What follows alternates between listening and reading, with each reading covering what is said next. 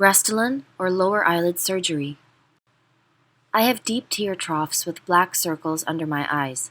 However, on top of that, I have lots of wrinkles when I smile. Would like to know what is the best route to make my eyes look better. 47 years of age. Thank you for your question. You're 47 years old and you state in your question you have deep under eye circles, dark circles, as well as wrinkles when you smile. And you're asking the question, Restylane versus eyelid surgery. Well, I can certainly assist you with this question. I'm a board-certified cosmetic surgeon and a fellowship-trained oculofacial plastic and reconstructive surgeon. Oculofacial plastic surgery is a super specialty where we were first trained in eye surgery before specialized training in plastic surgery and cosmetic surgery around the eyes. So you can imagine in my practice for over 20 years in Manhattan, Long Island, a big part of my practice is rejuvenation of eyes.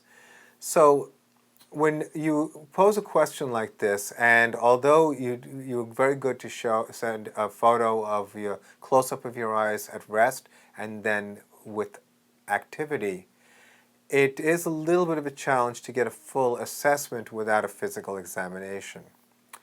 But when you think of the concerns you have, in the one photo where you are at rest, it almost looks like there might be some puffiness in the left eye. So I'll address a little bit about the puffiness as well as the hollow as well as the wrinkles. Because essentially when it comes to eye rejuvenation, especially the under eye area, those are the things that bother people the most, and those are the problems we solve every day.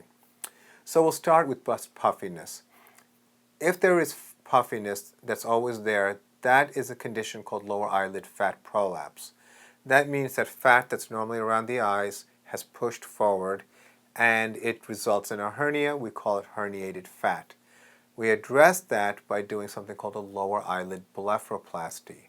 Typically, I do the procedure from the inside of the eyelid. It's called a transconjunctival blepharoplasty, and that allows me to address any puffiness or fat pockets that are present.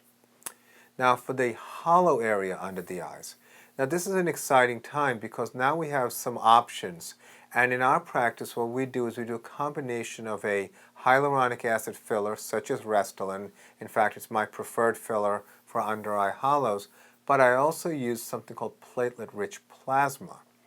Platelet-rich plasma is a derivative of your blood that is a concentration of the wound healing factors such as the growth factors that generate collagen and blood supply. And when we combine this for the under eye area, we get very, very nice results. There's this synergy between hyaluronic acid and PRP or platelet-rich plasma, which I've observed for years to be very, very beneficial. Now for the lines and wrinkles under your eyes, there are two types of lines. There's the lines that are there when you're not smiling. Those are called static lines. And then the lines when you are smiling. Dynamic lines. Dynamic lines we treat with a drug like Botox or Dysport or Xeomin. These are drugs that are injected that cause the muscle, that cause those lines to become accentuated, to relax. They do require maintenance. You go on a regular basis to keep those lines from getting deeper and going from dynamic lines to static lines.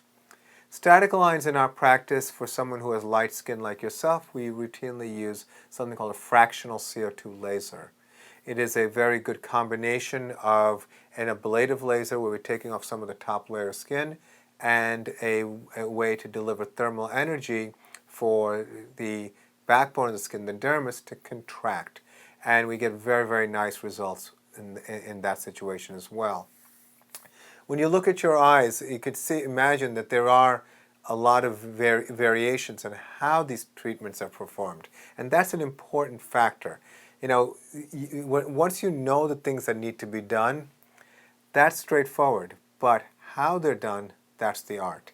So I would recommend you meet with qualified, experienced cosmetic surgeons.